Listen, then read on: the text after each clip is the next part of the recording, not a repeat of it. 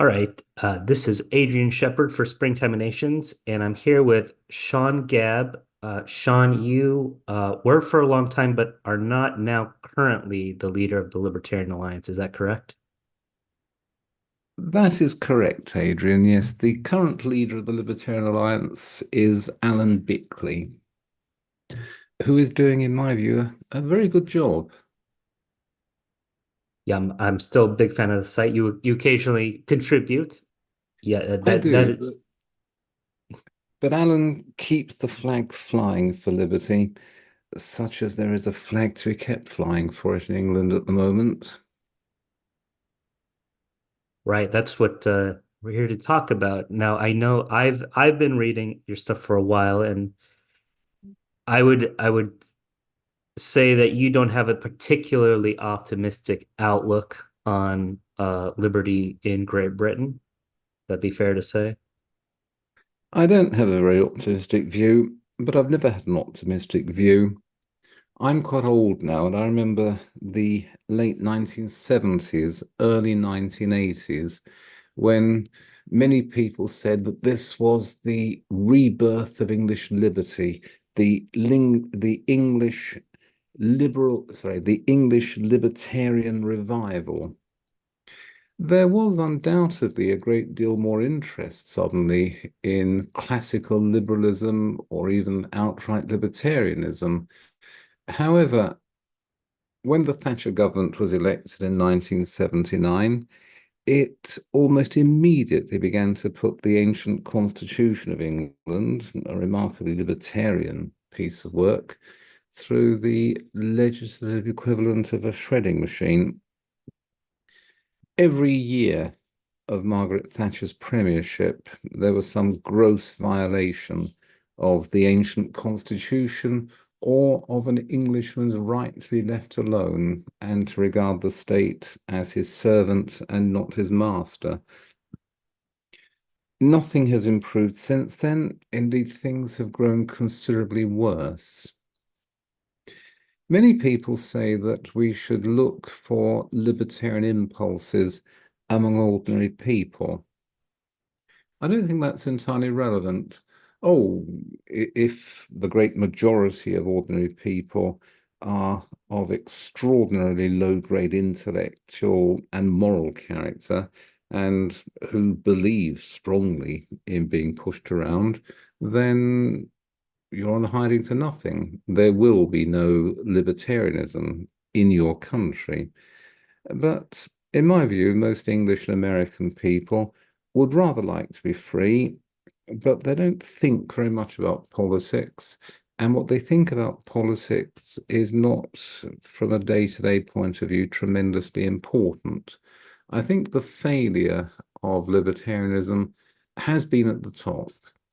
The movement has always consisted, to a large degree, of chances and frauds of various kinds.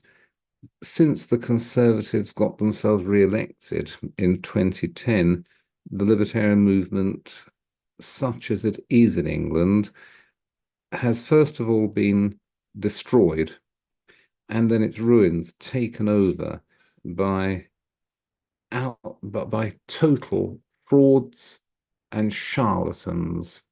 Some of these are presently in the government. They won't be there for long, I can tell you. And some of them are running rather well-funded think tanks. They do not promote liberty in any meaningful sense, and it is not their purpose to promote liberty to any meaningful extent. So liberty is in rather a bad state in England. You have a state machine which is on overdrive to make us into slaves. You have a generally apathetic public opinion, and I'm not knocking public opinion. It goes largely where it's sent. And then you have a liberty movement, which is not really about liberty. Right. So you've brought up a lot of points here, and I want to cover as many as possible. Now, you have a very good speech that you gave maybe 10 years ago about the alternative view of Margaret Thatcher as not the shining example of British liberalism or libertarianism, just as Murray Rothbard has his great The Myths of Reaganomics, takes to task Reagan for the very same reasons, more or less. When Margaret Thatcher decided to start talking about libertarian-ish ideas, do you have a sense in where that who she was pandering to, how that came back? Because for quite a long time, the Conservative Party had been very much, perhaps anti-market is too strong a term, but certainly market skeptic for the better half of the last 100 years before Thatcher got into power. Do you have any sense of what changed about the Conservative Party? In both England and America during the 1970s, there was an intellectual and an economic crisis. They went together. We had for 30 years subscribed to the belief that inflation and unemployment were counterparts. If you want less unemployment, you'll need to put up with a bit more inflation. If you want less inflation, you'll need to put up with a bit more employment. But the economy can be, broadly speaking, steered by the appropriate monetary and fiscal policies. In the early and mid 1970s, we both faced high and rising unemployment and inflation at the same time, and the intellectual structure of Keynesian demand management came crashing down. This was intellectually embarrassing. It was also politically embarrassing because people always want a solution when inflation takes off or when unemployment takes off. And before they want solutions, they want to be told what has gone wrong. They want to be told what has gone wrong and what can be done to fix it. And politicians on both sides of the Atlantic in the mid 1970s found they couldn't explain what had gone wrong, and they certainly didn't know how to fix it. On both sides of the Atlantic again, there was therefore an increased interest in pre-Keynesian economic ideas, in which markets would be deregulated, taxes would be cut, and by doing this, it would be possible to control inflation and to let unemployment come down by itself, or rather to let the uncoordinated activities of countless millions of people bring down unemployment through their own entrepreneurship. That's not the same as libertarianism. That is just economic rationality. So there was a greater interest in economic rationality during the 1970s. The Conservatives picked up on this because it gave them a set of useful sticks which they could use to beat the Labour government, though the Labour government was heading in that direction itself, particularly with its adoption of monetarist tools of economic management. There was an intellectual and an economic and a political crisis, or a set of interlocking crises on both sides of the Atlantic. It brought about a greater interest among the ruling classes in economic rationality. And because most of these economic ideas had been promoted for generations by economic and political liberals, that of necessity brought people like Milton Friedman, Friedrich von Hayek, and other persons of that kind into some prominence. And along with their prominence, you have a greater interest in the ideas of people like Murray Rothbard and the whole libertarian package, though that was never more than a minority interest. But in both England and America, much more so in America, but to some extent in England, there was a recovery of an older and to some extent an obscured classical liberal stroke libertarian tradition. But this is not at all to say that this tradition had any practical influence on the legislative agenda of the British or American governments. Indeed, far from it. Right. So we've talked about where this idea comes from with this new liberal framework that supposedly had existed under the auspices of Thatcherism. Now, so for quite a while, at least to a certain extent, Thatcherism was seen to have been slightly, if not wholly, repudiated, for example, by her defeat in the uh, early 1990s, the end of her government, the beginning of a more, at least rhetorically moderate position by the Tories. When Elizabeth Truss was briefly prime minister, people pointed to her as this and her mini budget um, as this throwback return to Thatcherism. What is your opinion on the whole Truss fiasco and how it played out? Elizabeth Truss is a woman of extraordinary stupidity, in my view. She's also, she may also be an extraordinarily evil woman. There is a story that when that Russian pipeline was blown up, the one that leads to Germany, she apparently made a telephone call to Anthony Blinken saying it's done. I don't know whether there's any truth in this. If there is truth in it, that would be a great historic international scandal. There is no doubt, however, that she is a crazed warmonger. In my view, it doesn't matter what your beliefs are about who should own the railways or who should set the price of bread. These are, of course, very important issues. But if you believe in a set of policies that may lead to blowing the world up under a nuclear mushroom cloud, I just am not interested. I don't care what your other opinions are. And that is one of the problems with the supposed free market movement in my country, that so many of the leading members of this movement, or at least the people who claim that they believe in free markets and low taxes, also believe in every war that our ruling class starts and then loses. So I would say that's broadly, unfortunately, the case in America. Now, we do have a few bright spots of politicians that actually hold the opinion that not only should the American government control every aspect of our lives, but also that the American government has no place in the lives of people in other countries. The most salient example I would think is the Congressman Thomas Massey. Is there anybody like that in British politics, even a singular conservative MP No, that you would know? not one. There's a division between conservative politicians. There are those who believe that the state should control every aspect of our lives and who are also not unfriendly to the idea of endless wars of military aggression throughout the world.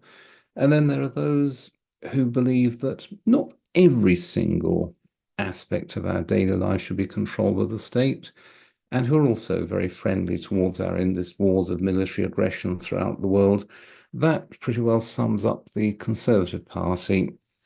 The difference between right and left in the Conservative Party is really over whether the rate of income tax should be quite as high as it is, whether the government should be spending quite so much on whatever it spends, £1 trillion on every year.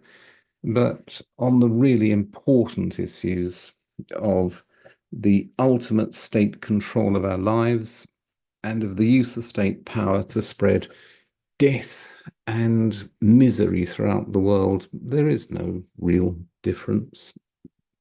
There is no peace movement within the British Conservative Party. There is no peace movement within the mainstream British right, I'm afraid. It's unfortunate. And it's why you say that you are uh strongly considering voting for a quite far left party, the Workers' Party of Great Britain, led by George Galloway, I rather am than considering it, yes. George Galloway is no kind of libertarian. George Galloway, some years ago, said rather nice things about Joseph Stalin, which should rule him out immediately for the votes of people like me. However, the one thing that I will say in favour of George Galloway is that he is not in favour of any of the wars fought by the British state during the past 30 years. He was against the two Iraq wars, he was against the intervention in Serbia, he was against the destruction of Libya. He is deeply opposed to the shadow war that we're fighting with Russia. And he also doesn't believe that we should be supplying the Netanyahu regime with the means to commit what the World Court has said may be genocide. The question, I'll come back to it, the question of who runs the railways is entirely secondary compared with that, isn't it? I am actually mostly on board with that reasoning. I concur with you and Murray Rothbard that war and peace is the great libertarian question, and those who are bad on it cannot be supported by any means. No. Uh, And that means that the Conservative Party is completely unsupportable. All of the other mainstream parties are equally unsupportable.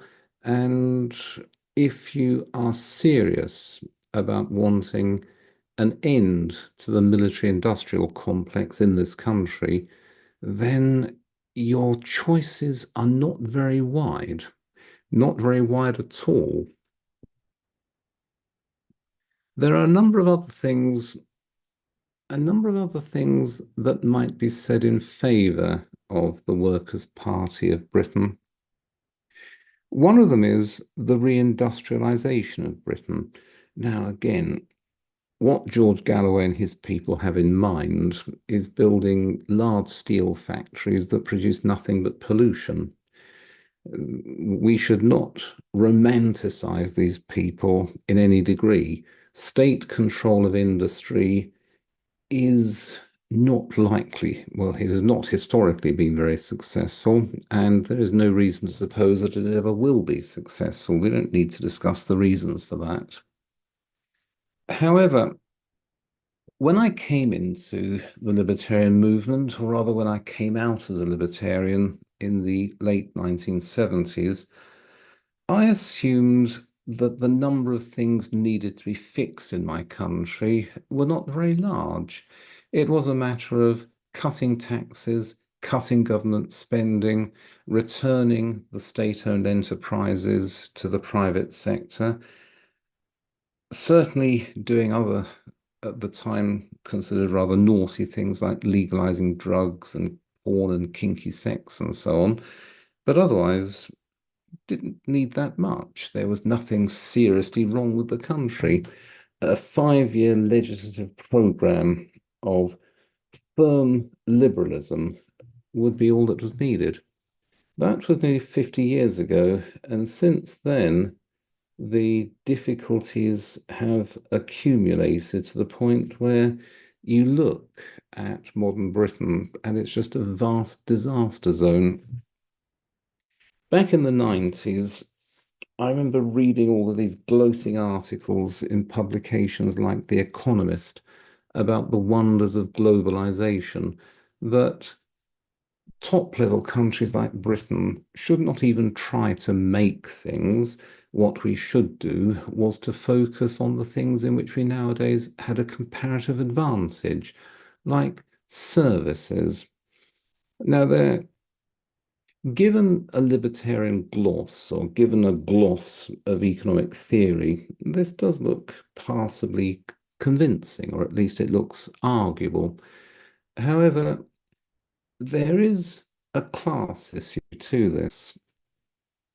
One of the difficulties that the British ruling class faced all through the middle of the 20th century, right up indeed into the 1980s, was a large and rather obstructive and vociferous working class, an industrial working class that wanted more of the good things of life. Now, these people were often rather socialist, and their way of getting the good things of life was not entirely sensible. But the answer to this was simply to destroy the working class, to atomize it, to destroy the industries from which these people drew their incomes and drew their status and their meaning in life, and to leave these people on some vast slag heap of the unemployed and unemployable. And when these people do get jobs, it is very insecure and low paid work. What the destruction of British industry has opened the way towards is not some utopia where everybody sits around in a nice business suit, sipping skinny lattes while doing productive things on a notebook computer. What it's done is to create a pyramid with a very high and very narrow apex, because the service sector is not a particularly, it's not a sector noted for any kind of practical equality of incomes. What you have is a small number of the super rich, and below that, a somewhat larger, though still very small group of people who make a lot of money from counting other people's money. And then below that, you have a vast shifting low status army of cooks and cleaners and drivers and static security guards, all of whom can be replaced at a moment's notice. And the result has been a much less pleasant country than the one in which I grew up. Now, I've got a couple of anecdotes. When I was a boy, my father was an electrician, not earning a huge amount of money, but ran his own business. We lived in an area, and in the same street, you had an architect, self-employed, worked from home. There was a bus driver down the road. It was a socially mixed area. We all lived in houses much the same size. Some of them had rather nicer things in them. We didn't have a colour television set, for example, whereas the architect's house did. You could see that some people had newer cars than others, but there was a great practical equality. You don't see that now. Property is so grotesquely expensive that you need to be rather old like me or very, very lucky in order to get on the housing ladder. But coming to the next and more relevant anecdote, during the Falklands Law in 1982, I was arguing with a friend about this. And this was at university, and one of the women who worked in the university was cleaning the table, collecting the coffee cups, doing all the usual things. And she listened to what my friend was saying and began giving him a lecture about how he shouldn't say these things. He should be ashamed of himself. That was perfectly reasonable. She was an older woman. She had the authority of an older woman. He was a young university student, and so he listened. That's how it was, but that isn't how it is now. If that woman or her daughter or granddaughter were to try taking exception to something she overheard in a conversation between university students in a university coffee bar, there would be an immediate complaint from that student, and she would collect her cards. She'd be out of the door so quickly that she wouldn't even notice it shutting behind her. What it means is that people who work in shops, the working classes, they know their place. They know that they shouldn't argue with their betters. Indeed, they know that they have betters.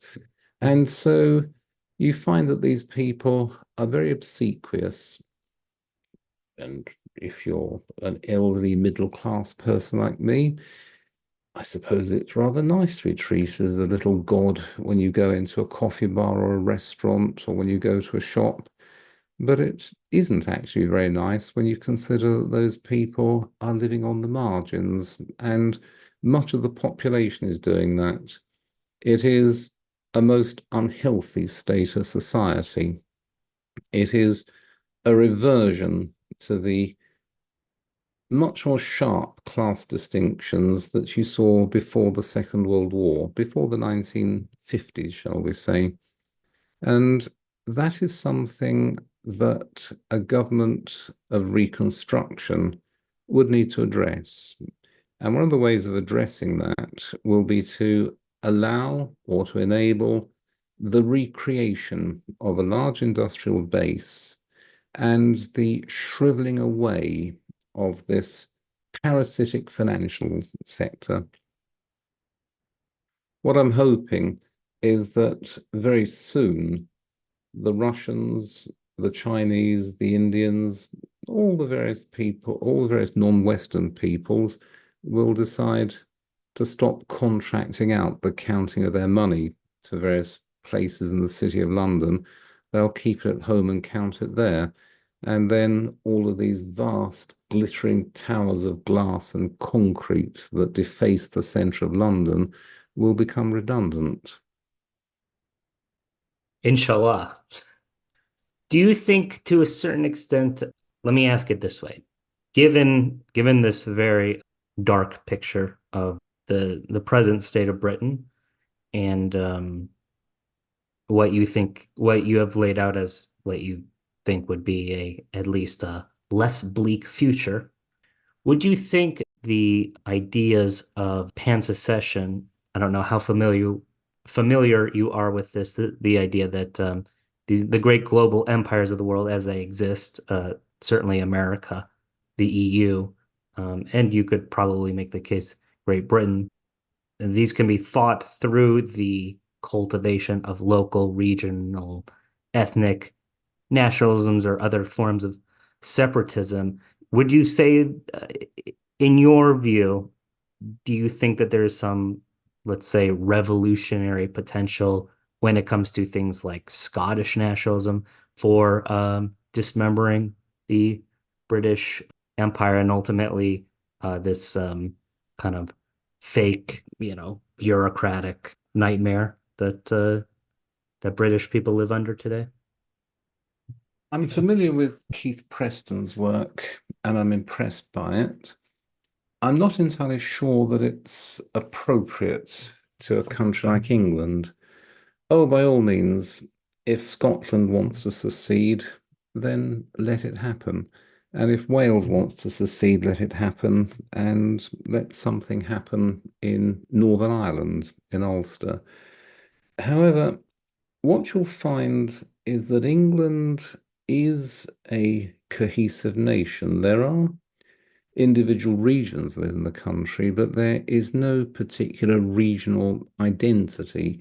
We all think of ourselves as English, and until the 1950s, we were nearly all of us rather closely related by blood. I think not more than seven or eight differences between us in family terms.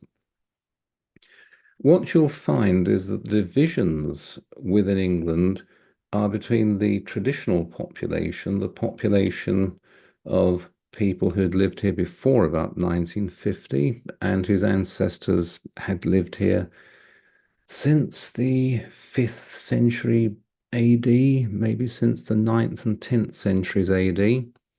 You have the traditional population, and then you have various populations of new arrivals. And any kind of territorial division between those groups would be very bitterly resisted by the English because we tend to regard every square inch of this country as part of our ancestral birthright. Also, when you consider the different birth rates between the traditional population and the various populations of newcomers, any initial territorial division would soon be redundant. And so secession, dividing the country, would probably amount after a few generations to dispossession. You may well be able to get divisions of the continental United States into different blocks. That might well work. I'm not an expert on this, and I wouldn't like to be drawn on the practicalities of it, but it's a large area. It's a very, very large country that has rather a low population per square mile, whereas England is not a large country, it's a small country. It's a country with a very high population density, and the distinctions between groups in England really do boil down to a semi-homogeneous traditional population and what I've described as various groups of newcomer. And so I don't think secessionism really has any traction in England. It may have traction in the United Kingdom as a whole, but as far as England is concerned, England is a unit. And I don't think there are many English people who would willingly see that unit divided. All right, thank you for that response. So we're coming close to about the time I promised you. I would like to get your take though, just a quick rough prediction. What the election is coming that will almost certainly dispossess the conservatives from what they've had for 14 years, which is the control of Westminster. Labor government is almost guaranteed. What do you think the future of the Tory party is likely to be, and how contingent on that is that on a scenario where they get an incredibly historically low number of seats, say 100, under 100? And do you think the Conservative Party might actually be replaced by this new nascent Reform Party under Nigel Farage? I don't read newspapers. I don't watch television. News drifts in from various places. And so I can't say that I am particularly well informed about the election campaign or its likely outcome. I believe that the Conservatives will lose and will lose badly. I hope that the Conservatives will be obliterated. The closer to zero their number of seats when the votes are counted after the 4th of July, the happier I shall be. If the Conservatives were to find themselves with 20 seats in the new House of Commons, I would rejoice.